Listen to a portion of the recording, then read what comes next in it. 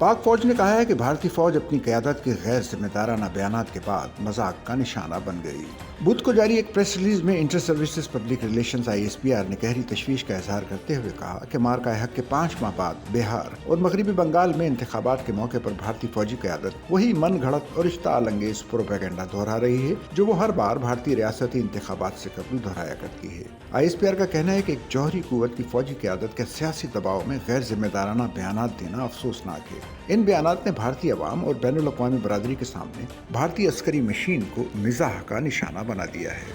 वाज़ेह रहे कि भारतीय फौज के director general military operation DGMO lieutenant general Rajiv घाटी ने दावा किया था कि भारतीय बहरिया ऑपरेशन सिंदूर के दौरान मुकम्मल तौर पर तैयार थी। ISPR ने मजीद कहा कि कोई भी पेशावर फौजी जानता है कि गैर जरूरी धमकी आमेज बयानात बिला वजह जारियत की बातें एक नए सिलसिले का आगाज कर सकती हैं जो जनूबी एशिया के अमन और इस्तेहकाम के लिए संगीन नताइज ला सकते हैं।